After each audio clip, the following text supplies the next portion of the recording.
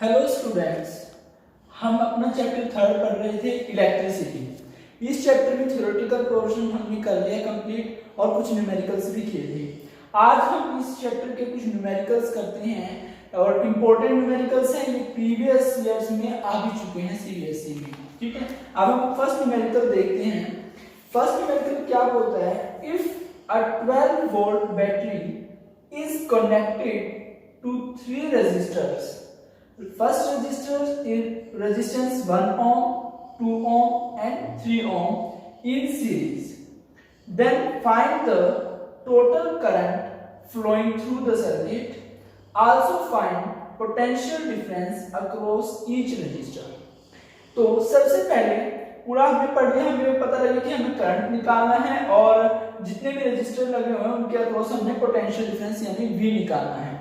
हम पहले देखते हैं कि इसने जो हमें रेजिस्टर्स दिए हैं, 3 resistor with resistance 1 ohm, 2 ohm and 3 ohm respectively, इनको कैसे कनेक्ट किया हुआ है? ये these are connected in series, ये सीरीज में कनेक्ट हैं। तो पहले हम सीरीज में जब कनेक्ट करते हैं रेजिस्टर्स को तो वो सर्किट हम बना लेते हैं। सॉल्यूशन करते हैं हम इस क्वेश्चन का। यहाँ पर हमें 3 रेजिस्टर्स दिए हुए हैं, हम 3 रेजिस्टर और सीरीज में कनेक्ट हैं। तो आप पहले क्या करें, 3 रेजिस्टर्स बनाएं। फर्स्ट, अब ये सीरीज में कनेक्ट हैं तो आप सीरीज में कनेक्ट करेंगे इनको, सेकंड एंड थर्ड। 3 रेजिस्टर्स हमने सीरीज में कनेक्ट किए हैं और हम एक बैटरी लगाते हैं इसमें। ठीक है, और बैटरी जो हम लगा रहे हैं, सेल जो लगा रहे हैं हम, वो उसका जो पोटेंशियल डिफरेंस है कितना दिया हुआ है? 12 वोल्ट की बैटरी है। तो हमारे पास ये जो वोल्टेज है इसकी वो कितनी है? 12 वोल्ट। ठीक है, अब यहाँ पर 3 रेजिस्टेंस है हमारे पास, R1, R2 एंड R3। क्या क्या है ये? R1 बोलते हैं हम इसको generally, this one is R2 and this one is R3। ये तीनों सीरीज में कनेक्ट हैं। तो हमने जब पढ़ा था कि जब हम कनेक्ट करते हैं रेजिस्टर्स को सीरीज के अंदर तो जो टोटल रेजिस्टेंस आती है वो इन तीनों का सम आता है। ठीक है, ये R1, R2, R3 का सम होगा टोटल रेजिस्टेंस। और हमने पढ़ा था कि जो इन तीनों में से जो करंट फ्लो करेगा वो सेम फ्लो करता है, यानी कि जब हम रेजिस्टर्स को सीरीज में कनेक्ट करते हैं तब हमने पढ़ा था कि जो हमारा करंट फ्लो करेगा through the whole the circuit वो सेम फ्लो करेगा। यानी कि अगर हम करंट की वैल्यू यहाँ देखेंगे तो यहाँ पर भी सेम होगी, जितनी यहाँ पर वैल्यू होगी उतनी ही इधर भी वैल्यू होगी, जितनी इधर वैल्यू होगी उतनी वैल्यू इधर होगी। यानी कि पूरे सर्किट में से जो करंट फ्लो करता है वो सेम फ्लो करेगा। जो ये एरो शो कर रहे हैं, एरो की डायरेक्शन जो है ये करंट की डायरेक्शन शो करती है। हमने पढ़ा था कि जो करंट है वो हमेशा positive terminal to negative terminal flow करता है किसी सर्किट में, और हर एक रेजिस्टर में से जब वो सीरीज में कनेक्ट होते हैं तो वो क्योंकि सीरीज में कनेक्ट होने से वो एक ही सर्किट कंस्टिट्यूट करेंगे और पूरे सर्किट में से जो करंट फ्लो करता है वो सेम करंट फ्लो करता है। तो इट मींस करंट तो इन तीनों में से सेम फ्लो करेगा, हम उस करंट को बोलते हैं कि आई करंट फ्लो कर रहा है। ठीक है, लेकिन जो पोटेंशियल डिफरेंस है हर एक रेजिस्टर का पोटेंशियल डिफरेंस अलग होगा। यानी कि यहाँ पे हम पोटेंशियल डिफरेंस की बात करें तो वो V1 होगा, यहाँ पर बात करें तो V2 होगा और इधर बात करते हैं तो V3। यानी कि जब हम रेजिस्टर्स को सीरीज में कनेक्ट करते हैं तो उनके रेजिस्टेंस अलग हो या सेम हो वो हमें नहीं पता, लेकिन जो पोटेंशियल डिफरेंस है तीनों के अक्रॉस ये जितने भी लगे हुए हैं रेजिस्टर, मान लो n रेजिस्टर्स लगे हुए हैं तो n रेजिस्टर अगर सीरीज में कनेक्ट है तो उन सब से जो पोटेंशियल डिफरेंस है उनके बीच में वो जो है अलग अलग होगा। तो पोटेंशियल डिफरेंस हमने फर्स्ट में V1 बोल दिया, सेकंड में V2 एंड थर्ड में V3। लेकिन जो करंट फ्लो कर रहा है वो ओवरऑल सेम फ्लो कर रहा है। तो हमें क्या पता है कि जो ये पोटेंशियल डिफरेंस हम V1, V2, V3 बताते हैं, ये पोटेंशियल डिफरेंस का सम जो है वो होल बैटरी के पोटेंशियल के इक्वल होता है। इट मींस जो V1 plus V2 plus V3 है वो किसके इक्वल होगा? जो हमारी बैटरी का पोटेंशियल होता है कैपिटल V हम रिप्रेजेंट करते हैं। और हमें यहाँ पर कितना दिया हुआ है? 12 वोल्ट। तो हम यहाँ से क्या बताएंगे? जो हमारा पोटेंशियल डिफरेंस आएगा इन तीनों के बीच में से, उन तीनों का जो सम होगा V1 plus V2 plus V3 वो किसके इक्वल होना चाहिए? 12 वोल्ट के इक्वल अकॉर्डिंग टू क्वेश्चन, क्योंकि क्वेश्चन में कितना दिया हुआ है? 12 वोल्ट दिया हुआ है। ठीक है, ये तो हमने बात करी पोटेंशियल डिफरेंस की। लेकिन अगर रेजिस्टेंस की बात करते हैं तो सीरीज में हमने पढ़ा था कि जितने भी रेजिस्टर्स जुड़े होते हैं सीरीज में तो उन सभी रेजिस्टर के रेजिस्टेंस का सम जो होता है वो किसके इक्वल होता है, टोटल रेजिस्टेंस के। इट मींस अगर हम टोटल रेजिस्टेंस को R से रिप्रेजेंट करते हैं तो जो टोटल रेजिस्टेंस है वो कैसे आएगा, इन तीनों रेजिस्टर्स की रेजिस्टेंस का सम means R1 plus R2 plus R3। ये कब होता है, जब सीरीज में हमारे पास कनेक्ट होते हैं रेजिस्टर्स। ठीक है, यहां तक हमें समझ में आ गया। ठीक है, अब हमें जो है R1 दिया हुआ है कितना 1 ओम, R2 कितना दिया हुआ है 2 ओम एंड R3 कितना दिया हुआ है 3 ओम। ठीक है, ये चीजें हमें गिवन है 1 ओम 2 ओम 3 ओम। अब हम यहां से टोटल रेजिस्टेंस निकाल लेते हैं R। तो R R1 कितना दिया है 1 ओम प्लस R2 कितना दिया हुआ है 2 ओम प्लस R3 कितना दिया हुआ है 3 ओम। तो जब हम इनको ऐड करेंगे 3 plus 2 5 plus 1 6, it means total resistance कितना आ रहा है 6 ओम आ रहा है। ठीक है, हमें फाइनली कैलकुलेट क्या करना है, हमें करंट निकालना है, current flowing through the circuit. अब हमें पता है कि करंट क्या है, सेम फ्लो करता है यानी कि I करंट। अब हमें अकॉर्डिंग टू ओम्स का हम बात कर रहे हैं, हम लिखेंगे अकॉर्डिंग टू को हम ऐसे लिख देते हैं ACC डॉट, ये अकॉर्डिंग को रिप्रेजेंट कर रहा है, अकॉर्डिंग टू ओम्स लॉ। अब ओम्स लॉ क्या कहता है, ओम्स लॉ के अकॉर्डिंग हमने पढ़ा था कि V जो पोटेंशियल डिफरेंस होता है वो डायरेक्टली प्रोपोर्शनल होता है करंट के, और वहां से जो हमें मैथमेटिकल एक्सप्रेशन मिला था V IR ये मिला था। ठीक है, अब यहां से हमें क्या है, हमारे पास जो टोटल पोटेंशियल डिफरेंस है V वो कितना दिया हुआ है 12 वोल्ट दिया हुआ है, और जो टोटल रेजिस्टेंस R है वो हमने 6 ओम निकाल लिया। हमें निकालना करंट है, यहाँ से इसने करंट की वैल्यू पूछी है। तो यहाँ से अगर हम I कैलकुलेट करना चाहें तो I किसके इक्वल हो जाता है, I इज इक्वल टू ये R V के डिवाइड में चला जाएगा V डिवाइड बाय R। ठीक है, इट मींस अगर I हमारा निकालेंगे तो वो क्या आएगा, V कितना है हमारे पास ओवरऑल 12 वोल्ट हमें गिवन है ये। ठीक है, डिवाइड बाय जो रेजिस्टेंस R हमने टोटल रेजिस्टेंस निकाला वो कितना है 6। जब हम 12 को 6 से डिवाइड करते हैं तो ये कितना आ जाता है 2, और करंट की यूनिट क्या होती है, ऐसा यूनिट एम्पियर। अब हमने एम्पियर ऐसा यूनिट क्यों यूज करी है, क्योंकि जो पोटेंशियल डिफरेंस है वो भी ऐसा यूनिट में दिया हुआ है वोल्ट में, और जो रेजिस्टेंस है वो भी ऐसा यूनिट ओम में दिया हुआ है, इसीलिए करंट की वैल्यू कितनी आएगी, एम्पियर में आएगी ऐसा यूनिट में। तो हमारे पास जो करंट आया वो कितना आ जाता है 2 एम्पियर। ये हमारा आंसर आ गया फर्स्ट पार्ट का, जिसमें हमें क्या निकालना था, करंट निकालना था जो सर्किट में से फ्लो कर रहा है। नेक्स्ट पूछ रहा है also find potential difference across each resistor. अब प्रत्येक जो जितने भी रेजिस्टर लगे हुए हैं उन सभी रेजिस्टर में से जो पोटेंशियल डिफरेंस है इनके अक्रॉस, यानी कि V1 V2 V3, ये हमने कैलकुलेट करना है। अब ये कैसे कैलकुलेट करेंगे, जो ओम्स लॉ है वो हर एक रेजिस्टर के लिए एप्लीकेबल होगा, यानी कि हम क्या बोलेंगे, according to Ohm's law V is equal to IR होता है, तो हम ये लिख सकते हैं V1 is equal to IR1। क्यों, क्योंकि करंट तो सेम ही है सब में से, बस रेजिस्टेंस ही अलग हो रही है। अगर हम R1 की बात करें तो V1 निकलेगा, R2 की बात करेंगे तो V2 निकलेगा, R3 की बात करेंगे तो V3 निकलेगा। तो V1 is equal to IR1, it means V1 is equal to I, current कितना है हमारे पास, करंट हमने निकाल लिया है, ये करंट 2 एम्पियर। ठीक है, तो हम करंट की वैल्यू लिखेंगे 2 एम्पियर, और R1 कितना है हमारे पास 1 ओम, तो 1 ओम हमने लिख दिया यहाँ पे। ठीक है, तो यहां से हमारे पास V1 की वैल्यू कितनी आएगी, 2 मल्टीप्लाई 1 मींस 2 वोल्ट। ठीक है, यानी कि यहाँ पर जो फर्स्ट रजिस्टर है हमारा, ठीक है, इसके अकॉर्डिंग जो पोटेंशियल डिफरेंस V1 है वो कितना होगा 2 वोल्ट हम लिखेंगे। ठीक है, नेक्स्ट में क्या करना है, इसमें भी हमारा ओम्स लॉ एप्लीकेबल होगा, यानी कि V2 इज इक्वल टू किसके होगा, I इंटू R2। अब हम निकाल रहे हैं V2 is equal to I into R2। ठीक है, तो यहाँ पर देखो करंट की वैल्यू कितनी है, करंट सेम फ्लो कर रहा है, और करंट की वैल्यू हम निकाल चुके हैं 2 ampere, 2 multiply R2 resistance, R2 कितना दिया हुआ है 2 ओम दिया हुआ है, तो हम यहाँ पर 2 लिखेंगे, और ये 2 मल्टीप्लाई 2 कितना हो जाएगा 4, और हमने क्या निकाला है पर पोटेंशियल डिफरेंस, तो उसकी यूनिट होगी वोल्ट। तो यहाँ पर जो V2 की वैल्यू आ गई कितनी आ गई 4 वोल्ट। ठीक है, एंड नेक्स्ट हमने क्या निकालना है, V3 निकालना है। तो ऐसे ही जैसे V1 और V2 निकाला है, ऐसे V3 निकालेंगे तो करंट मल्टीप्लाई R3 होगा, और करंट की वैल्यू 2 एम्पियर है, R3 की वैल्यू हमारे पास 3 ओम दी हुई है, तो 3 इंटू 2 क्या हो जाता है 6 वोल्ट। तो यहाँ पर जो V3 की वैल्यू आ गई है कितनी आई है 6 वोल्ट आई है, ठीक है। लेकिन अगर हमें वेरीफाई करना हो कि V1 V2 V3 की वैल्यू हमारी सही है या गलत है, उसके लिए हमने पहले बताया कि जो ये तीनों पोटेंशियल डिफरेंस आएंगे इन रेजिस्टर्स के अक्रॉस, इन तीनों का सम जो है ओवरऑल बैटरी के पोटेंशियल के इक्वल होगा। मींस अगर हम V1 V2 V3 को ऐड करते हैं तो हमारा 12 वोल्ट आना चाहिए।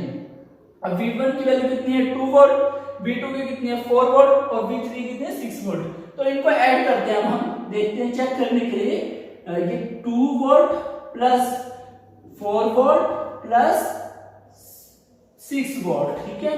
तो ये हमने कैलकुलेट किया 2 और 4 6 प्लस 6 12 वोल्ट, ठीक है। तो हमारे पास हमने जब इन वोल्टेज को सम देखा तीनों का तो हमारा 12 वोल्ट आ रहा है। इट मींस क्या है, जो हमारा रिजल्ट आया है V1 V2 V3 के लिए वो भी सही है और जो हमने करंट कैलकुलेट किया था वो भी सही है। ये हमने सिर्फ क्रॉस चेक करने के लिए किया है कि इन तीनों वोल्टेज का सम जो है वो ओवरऑल वोल्टेज के इक्वल होना चाहिए। उसे हमसे सिर्फ करंट पूछा था और पोटेंशियल डिफरेंस निकालना था अक्रॉस ईच रेजिस्टर। करंट हमने निकाल दिया ओम्स लॉ का यूज करके, और जो रेजिस्टर्स को सीरीज में कनेक्शन करते हैं उसमें टोटल रेजिस्टेंस कैसे निकलता है उसका यूज करके। फर्दर उसी ओम्स लॉ का यूज करके हमने V1 V2 V3 भी निकाल दिए। इस तरीके से आप इस क्वेश्चन को सॉल्व कर सकते हैं। नेक्स्ट न्यूमेरिकल देखते हैं। नेक्स्ट न्यूमेरिकल देखते हैं हम। इस न्यूमेरिकल में क्या बता हुआ है, the figure shows 3 cylindrical copper conductors along with their face areas and length। यानी कि यहाँ पर हमें फिगर शो किए हुए हैं और इस फिगर में हमारे पास 3 मेटेलिक कंडक्टर, और किस मेटल के कंडक्टर बोले हुए वो कॉपर के। वो हमारे पास जो कंडक्टर मेटेलिक कंडक्टर होने चाहिए जिसमें से एक करंट फ्लो करे, वो चाहे कॉपर के हो, सिल्वर के हो, कैसे भी हो, वो इट डजंट मैटर, वो सिर्फ हमें बताया गया किस मेटल के बने हुए कॉपर के, ठीक है। तो हमारे पास 3 कंडक्टर दिए हुए हैं और 3 कंडक्टर में across with their face areas, यानी कि जो उनका फेस का एरिया है, इनमें जो ये सिलेंड्रिकल पाइप दी हुई है, ये सिलेंड्रिकल कंडक्टर दिए हुए हैं, तो इसमें जो फेस है वो सर्कुलर फेस है, ठीक है। तो उस सर्कुलर फेस का एरिया दिया हुआ है वो और साथ में उनकी लेंथ शो की हुई है। जैसे ये फर्स्ट कंडक्टर दिया है, इसका जो फेस का एरिया है, इसको क्रॉस सेक्शन एरिया बोलते हैं, वो क्रॉस सेक्शन एरिया इसका दिया हुआ है A और लेंथ दी हुई है L, ठीक है। यहाँ पर जो सेकंड कंडक्टर है इसमें जो लेंथ तो हो गई है डबल, फर्स्ट की क्या हो जाती है डबल 12 लेंथ हो गई, और जो एरिया है फर्स्ट का क्या हो जाता है हाफ, ठीक है। नेक्स्ट में बोला हुआ है कि जो थर्ड है इसमें जो लेंथ है वो तो फर्स्ट की हाफ हो जाती है और जो एरिया है वो फर्स्ट का डबल हो जाता है, ठीक है। इस तरीके से 3 कंडक्टर दिए हैं। अब पूछता क्या है वो, discuss in which geometrical shape the resistance will be highest. हमें बताना है कि इन तीनों कंडक्टर में से ज्यादा रेजिस्टेंस किसका होगा, हाईएस्ट रेजिस्टेंस किसका होगा, यह हमें बताना है, डिस्कस करना है। इस क्वेश्चन को देखो हम कैसे करेंगे। हमने जब रेजिस्टेंस के बारे में पढ़ा था, ठीक है, तब हम रेजिस्टेंस क्या होता है, जो अपोज होता है फ्लो ऑफ इलेक्ट्रॉन्स का, ठीक है। कोई भी ये प्रॉपर्टी होती है किसी भी कंडक्टर की, ठीक है, वो कंडक्टर क्या करता है, अपोज करता है फ्लो ऑफ इलेक्ट्रॉन्स को, ठीक है, उसको रेजिस्टेंस बोला जाता है। तब हमने बताया था कि जो रेजिस्टेंस है किसी भी कंडक्टर का वो डायरेक्टली प्रोपोर्शनल होता है लेंथ के, ठीक है, और इनवर्सली प्रोपोर्शनल होता है एरिया ऑफ क्रॉस सेक्शन के। तब हमने बोला था कि जो ये प्रोपोर्शनलिटी का साइन है इसको हटाने के लिए और यहाँ पर इक्वल टू का साइन लाने के लिए हमें कांस्टेंट की जरूरत पड़ती है, और उस कांस्टेंट को हम रो से रिप्रेजेंट करते हैं और जिसको हम रेजिस्टिविटी बोलते हैं। मींस हमने यहाँ पर क्या किया, इस प्रोपोर्शनलिटी को साइन को हटाया था और इसकी जगह एक कांस्टेंट लेकर आए थे जिसको हमने रो से रिप्रेजेंट किया। तो हम इस प्रोपोर्शनलिटी के साइन को हटाकर इक्वल टू का साइन लगाएंगे और कांस्टेंट यूज करेंगे, और उस कांस्टेंट को हमने रो बोला था, इसको रेजिस्टिविटी कहा जाता है किसी कंडक्टर की, और ये L/A एज इट इज आ जाता है, ठीक है। अब हम क्या करते हैं, अब फर्स्ट कंडक्टर है इसके लिए अलग रेजिस्टेंस होगा, इसके लिए अलग रेजिस्टेंस, इसके लिए अलग, क्यों, क्योंकि लेंथ अलग है तीनों में और एरिया भी अलग अलग है। तो हम R1 R2 R3 निकालते हैं और फिर हमने बताना है उनमें से ज्यादा जो रेजिस्टेंस है वो कौन से कंडक्टर का है। तो हम पहले R1 कैलकुलेट करते हैं।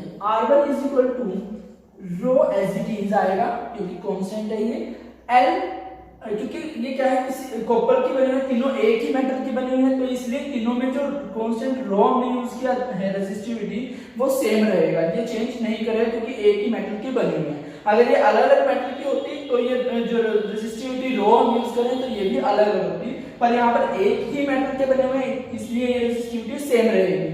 तो R1 इज इक्वल टू रो। अब फर्स्ट रेजिस्टेंस के लिए फर्स्ट कंडक्टर के लिए हम R1 निकाल रहे हैं, इसमें लेंथ कितनी है L और एरिया कितना है A, तो rho into L divide by A आएगा। ठीक है, अब हम निकालते हैं R2। हमें सिर्फ इतनी इंफॉर्मेशन है हमारे पास, तो हम उसका यूज करके सिर्फ इतना ही निकाल सकते हैं। तो R1 क्या है हमारे पास, rho into L divide by A। R2 जब हम निकालेंगे तो R2 में अब हमें पता है रो तो सेम ही है, सब में रेजिस्टिविटी तो सेम है क्योंकि सेमी कंडक्टर से बने हुए हैं, सेम ही मेटल से बने हुए हैं। अब लेंथ क्या हो रही है यहाँ पर 2L, यानी कि डबल हो रही है, तो लेंथ कितनी होगी 2L डिवाइड बाय, और एरिया कितना हो जाता है A बाय 2।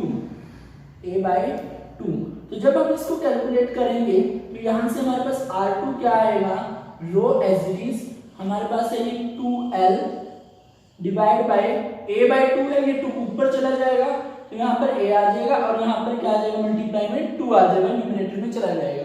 तो ये 2 मल्टीप्लाई 2 क्या हो जाएगा 4। इट मींस यहाँ पर हमारा जो R2 आया है वो कितना आ जाता है 2 मल्टीप्लाई, रो तो एज इट इज है और 2 मल्टीप्लाई 2 4 हो जाएगा, तो ये बनेगा 4 और रो L डिवाइड बाय A।